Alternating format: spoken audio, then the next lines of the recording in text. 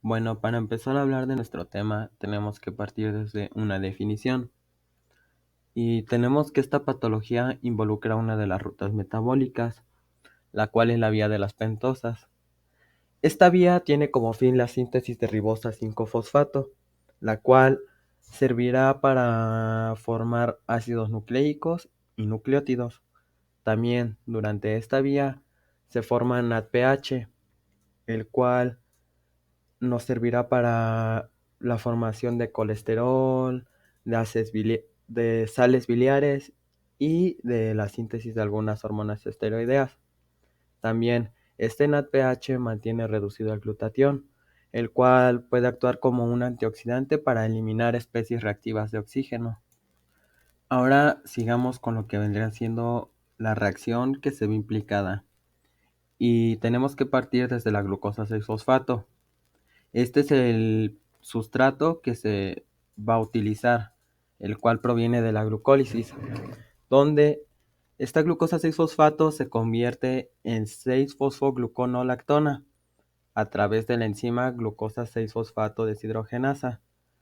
Esta reacción requiere de magnesio o de calcio, y lo que ocurre en esta reacción es la oxidación de la glucosa, pues esta pierde dos hidrógenos que serán transferidos al NADP.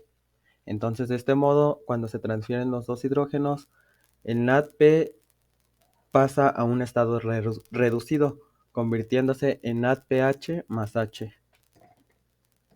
Ahora hablaremos de anemia hemolítica.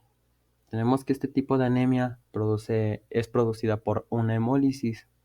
La hemólisis es la destrucción prematura y masiva de los eritrocitos. Ahora, si bien recordamos, un eritrocito tiene una vida media de aproximadamente 120 días.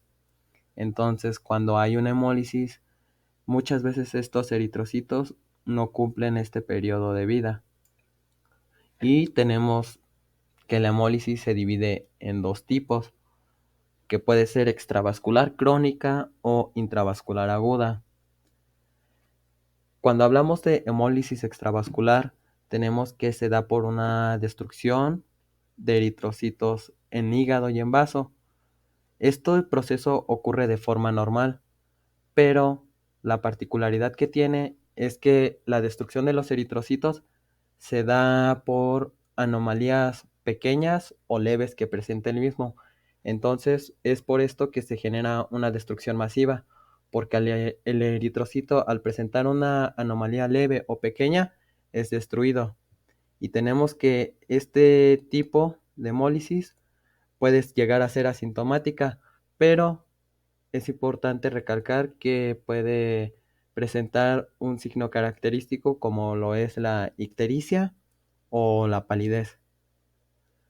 Ahora hablaremos del tipo intravascular o aguda, y tenemos que este tipo de hemólisis se da cuando el eritrocito presenta un daño en su membrana. Entonces este daño provoca que sea destruido, y al ser destruido provoca hemoglobinemia. Son niveles elevados de hemoglobina en el plasma. Tenemos que la hemoglobina se debe ser reabsorbida en el riñón, pero cuando ya no se lleva bien a cabo esta función, puede llegar a causar hemoglobinuria, lo cual es la salida de hemoglobina en la orina. Tenemos que este tipo de hemólisis intravascular puede generar palidez aguda, taquicardia e hipotensión. Entonces, esta destrucción, al haber muchos eritrocitos destruidos y de forma prematura, estos pueden generar lo que vendría siendo la anemia. La anemia se define como una disminución en el número de eritrocitos, y también al disminuir los eritrocitos, también disminuye la hemoglobina. La deficiencia de glucosa 6-fosfato deshidrogenasa es la enzimopatía más común del mundo. Tiene una prevalencia del 4.9% a nivel mundial, es decir, aproximadamente 400 millones de personas están afectadas.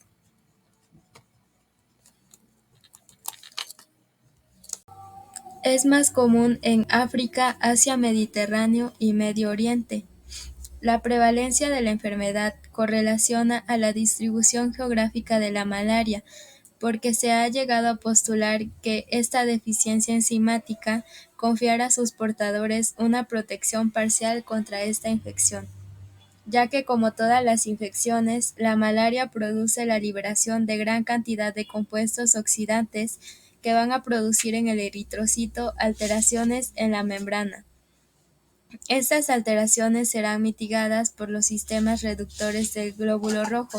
Sin embargo, cuando existe una deficiencia de glucosa 6-fosfato deshidrogenasa, estos sistemas están disminuidos y las células están alteradas, produciéndose una hemólisis.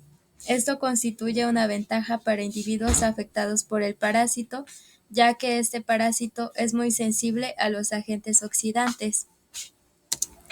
Ante esto, existen tres posibilidades. La primera es que el parásito reconozca estas alteraciones y no invada los eritrocitos.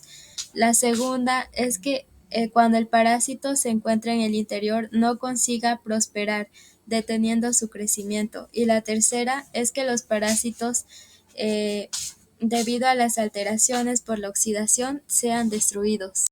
La distribución de esta enzimopatía varía entre las diferentes poblaciones. Tenemos la variante afrocaribeña o tipo A, la cual está presente en varones africanos y afroamericanos con una frecuencia genética del 11%. En esta variante la enzima será inestable, es decir, que solo afectará a los eritrocitos senescentes. También tenemos la variante mediterránea o tipo B, la cual está presente en las poblaciones que viven en el mar del Mediterráneo. La prevalencia de esta mutación es del 2 al 20% en Grecia, Turquía e Italia, pero hasta un 70% en grupos de judíos kurdos. En esta variante, la enzima es más estable y tiene una actividad muy baja, por lo cual afectará a todos los eritrocitos. Es por eso que se dice que esta variante, es decir, la mediterránea, es de las más peligrosas y agresivas. En esta tabla podemos ver cómo la Organización Mundial de la Salud clasifica estas dos variaciones de la deficiencia de glucosa 6-fosfato deshidrogenasa, siendo la clase B la del Mediterráneo correspondiente a la clase 2, la cual tiene una actividad enzimática con deficiencia severa, y la clase A o clase D variante afrocaribeña pertenece a la clase 3, la cual corresponde a una deficiencia moderada. En ambas tenemos hiperbilirrubinemia neonatal, favismo y hemólisis. La etiopatología de la deficiencia de glucosa 6-fosfato deshidrogenasa es conformada por una enfermedad hereditaria producto de una mutación en el gen X que codifica la enzima. Afecta a hombres mientras que las mujeres solo son portadoras, rara vez se ven afectadas, ya que ellas poseen cromosomas XX y en caso de que uno de estos se encuentre afectado, el otro cromosoma X compensará la producción de esta enzima. Como es evidente, los hombres no tienen esta capacidad por tener cromosomas XY. El eritrocito carece de organelos, denotado especialmente de mitocondrias, por lo que dependen únicamente de la glucosa para obtener energía. Es importante retomar que la glucosa 6-fosfato pasa a ser 6-fosfoglucolactona mediante la enzima glucosa 6-fosfato deshidrogenasa, lo que a su vez produce la reducción tanto de NADP a NADPH como de glutatión a glutatión reducido. La importancia de este proceso radica en que el glutatión reducido inactiva los radicales libres en el cuerpo. Un exceso de estos produce daño en el organismo.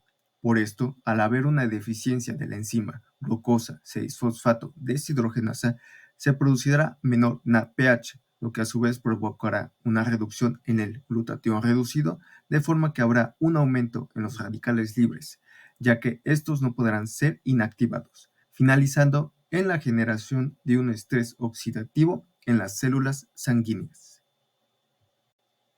Al haber un exceso de radicales libres, se provocará un daño en la hemoglobina, ocasionando su precipitación y unión a la membrana celular, generando la aparición de unas pequeñas estructuras en los eritrocitos conocidos como cuerpos de Heinz. Los eritrocitos con cuerpos de Heinz se dirigirán al vaso. Los macrófagos del vaso intentarán retirar los cuerpos de Heinz. Esto provocará que el eritrocito pierda una porción, haciendo parecer como si le hubiesen dado una mordida. Gracias a esto, los eritrocitos no pueden recuperar su forma normal, ocasionando una hemólisis extravascular que provocará una liberación de sus componentes eritrocitarios en el torrente sanguíneo, lo que en laboratorios mostrará cierta elevación de elementos como los niveles séricos de lactato deshidrogenasa.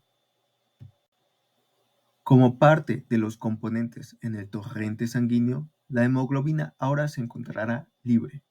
Al haber un exceso de esta, se filtrará por el glomérulo renal, provocando hemoglobinuria y a su vez coluria, término para la orina de color oscuro. Asimismo, ocurrirá una liberación de bilirrubina indirecta, lo que ocasionará ictericia en esclera y dermis. Finalmente, es importante mencionar que, como un intento de compensar la hemólisis, la médula ósea producirá una gran cantidad de eritrocitos inmaduros, conocidos como reticulocitos. Ahora, expliquemos la fisiopatología de esta enfermedad. Y bueno, es sabido que en los individuos con deficiencia de glucosa 6-fosfato deshidrogenasa, la enzima no funciona correctamente debido a una mutación genética, y como resultado, pues las células van a carecer de la capacidad de generar suficiente NAT, lo que las hace más susceptibles al estrés oxidativo. ¿Y esto qué tiene que ver? Bueno, pues que las células sanguíneas, especialmente los glóbulos rojos, van a depender fuertemente del NAT para neutralizar los radicales libres y protegerse contra el daño oxidativo. Y la deficiencia de glucosa 6-fosfato deshidrogenasa va a conducir a una mayor sensibilidad a factores oxidativos. ¿Y cuáles van a ser estos? Bueno, pueden entrar ciertos medicamentos, tal como lo serían antipalúdicos, sulfonamidas, aspirinas. También podemos encontrar agentes oxidantes en lo que podrían ser infecciones, alimentos como las habas y estrés fisiológico. Y ahora, cuando las células sanguíneas deficientes en glucosa 6-fosfato deshidrogenasa se enfrentan al estrés oxidativo causado por alguno de los factores ya antes mencionados, van a experimentar una hemólisis aguda. Esto va a implicar la destrucción prematura de los glóbulos rojos, llevando a una disminución rápida de la cantidad de eritrocitos circulantes.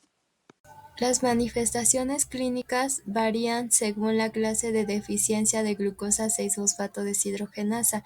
Tenemos 5 clases y estas se dan respecto a la actividad enzimática de esta glucosa 6-fosfato deshidrogenasa. La clase 1 corresponde a la deficiencia severa, en la cual hay un 0% de actividad enzimática. Conforme subimos de clase, la actividad enzimática va subiendo, por lo cual entre más alta sea la clase, menor será la gravedad de esta enzimopatía.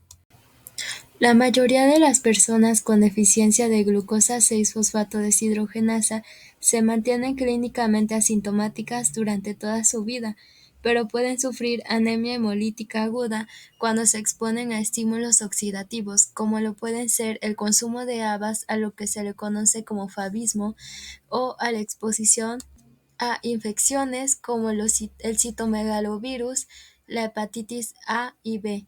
También puede producirse por consumir antipalúdicos como la primaquina y dapsona. Las manifestaciones clínicas en recién nacidos incluyen somnolencia, hipotonía e hiperbilirrubinemia. El 20% de los casos evoluciona a kernicterus, es decir, a la toxicidad por acumulación de bilirrubina indirecta en núcleos basales como el globo pálido, ya que la barrera hematoencefálica aún se encuentra inmadura. Esto ocasiona que el bebé tenga hipotonía, convulsiones, fiebre y después de un año se tienen reflejos activos, retraso en el desarrollo motor, desviación superior de la mirada y pérdida auditiva neurosensorial. En el adulto tenemos síntomas como palidez e ictericia, los cuales se deben a esta hemólisis, y también tenemos fatiga, esplenomegalia, hematuria, coluria, taquicardia y dificultad respiratoria. Esto debido a que el eritrocito no se encuentra en situaciones adecuadas para poder llevar oxigenación a todos los tejidos. Si se realiza un frotis sanguíneo, podemos encontrar anisocitosis, lo cual es una desigualdad en el tamaño de los hematíes. También podemos ver policromasia, que es la diferencia de color. La poiquilocitosis se refiere a que los eritrocitos varían en su forma, siendo más común observar células mordidas. Si se realiza la prueba de tinción supraorbital con violeta de metilo, podemos encontrar cuerpos de Heinz, los cuales son aglomeración de la hemoglobina desnaturalizada en el interior de los eritrocitos causada por la oxidación de esta. En estudios de laboratorio podemos encontrar que la haptoglobina está disminuida. Esta es una proteína alfa globular que se une a la hemoglobina libre y se encuentra en el plasma. La disminución de la haptoglobina en casos de hemólisis se debe a que cuando los eritrocitos sufren hemólisis, se libera la hemoglobina al plasma. Esta hemoglobina no puede andar sola, por lo cual se fija a la haptoglobina y esta pasa al hígado, donde son eliminadas por el sistema fagocítico mononuclear. Para realizar un diagnóstico de la anemia hemolítica por deficiencia de glucosa 6-fosfato deshidrogenasa, hay que saber que podemos seguir dos rutas. Una de ellas es realizar un diagnóstico clínico y la segunda puede ser realizar un diagnóstico en base biomolecular. De primer punto hablaremos de lo que es el diagnóstico clínico. Y bueno, en este hay que enfatizar que las manifestaciones clínicas de la deficiencia de la glucosa 6-fosfato deshidrogenasa pueden ser las siguientes. La primera es la hemólisis inducida por drogas, y es que después de la ingestión de medicamentos oxidantes, el paciente puede presentar una crisis hemolítica intensa, la cual se manifiesta como coluria, fiebre, ictericia, dolor abdominal o de espalda y anemia. También tenemos la hemólisis inducida por infección. Aquí la infección es probablemente la causa más frecuente de desencadenamiento de las crisis hemolíticas. La gravedad y las consecuencias clínicas de la hemólisis son influenciadas por numerosos factores, que incluyen la administración simultánea de drogas oxidantes, la concentración de hemoglobina, la función hepática y la edad. También dentro de las manifestaciones clínicas podemos encontrar lo que es el favismo. En este caso, posterior al consumo de habas o inhalación de su polen, los pacientes presentan un cuadro clínico similar a la hemólisis inducida por medicamentos, el cual se desencadena de 24 a 48 horas después de la ingesta. Las más comunes son las náuseas, vómito, malestar y vértigo. Los síntomas remiten entre 2 y 6 días del inicio del cuadro, pero aquí hay que puntualizar que no todos los pacientes con deficiencia de glucosa 6-fosfato deshidrogenasa presentan hemólisis posterior a su consumo. Dentro de la siguiente manifestación clínica encontramos la ictericia neonatal o hiperbilirrubinemia neonatal y kernicterus. En muchas ocasiones ocurre del cuarto al séptimo día, por lo que se distingue de las ictericias neonatales secundarias a incompatibilidad RH o a AU. Sin embargo, la hiperbilirrubinemia puede comenzar en el periodo perinatal, incluso puede tener un comienzo con hemólisis intraútero. La ictericia resultante se debe a la inmadurez de las funciones hepáticas del neonato, más que del resultado de la hemólisis. La elevación de la bilirrubina indirecta suele ser muy alta. Y por último tenemos a lo que es a la anemia hemolítica crónica no esferocítica. Esto es debido al grado intenso de la deficiencia enzimática, Los pacientes con este tipo de deficiencia presentan un cuadro clínico que se caracteriza por presentar esplenomegalia y cálculos biliares. La hemólisis aquí es fundamentalmente extravascular. Dentro del diagnóstico biomolecular encontramos a lo que es el ensayo fluorescente. Y bueno, en este caso la OMS recomienda como prueba inicial cualitativa el ensayo fluorescente que detecta con luz ultravioleta la producción de NADP. La interpretación consiste en que si existe fluorescencia hay actividad normal, y si no hay fluorescencia o hay poca fluorescencia, se concluye que hay alteración enzimática de la enzima glucosa 6-fosfato deshidrogenasa. También dentro de este diagnóstico biomolecular vamos a encontrar a lo que es el tamizaje para la detección de deficiencia de glucosa 6-fosfato deshidrogenasa. Y bueno, aquí las metodologías del tamizaje incluyen ensayos cualitativos o cuantitativos, mediciones cuantitativas de la actividad enzimática de la glucosa 6-fosfato deshidrogenasa. Esto puede ser por método citoquímico, espectrofotométrico y la detección molecular mediante diferentes estrategias con reacción en cadena de la polimerasa y secuenciación del ADN. No existe un tratamiento específico que cure la deficiencia de glucosa 6-fosfato deshidrogenasa. Sin embargo, es importante evitar los factores que puedan desencadenar una crisis hemolítica o estrés oxidativo, como lo pueden ser infecciones que requieren medicamentos si se presentan, fármacos como los antipalúdicos, los antibióticos, la aspirina, ya que estos destruyen los glóbulos rojos, y el consumo de habas por su oxidante, la vicina. En ciertos casos es recomendable la administración de ácido fólico por la formación y crecimiento eritrocitario. En ocasiones será necesario una transfusión solo en casos de hemólisis severa o una esplenectomía solo en casos de una hemólisis recurrente severa.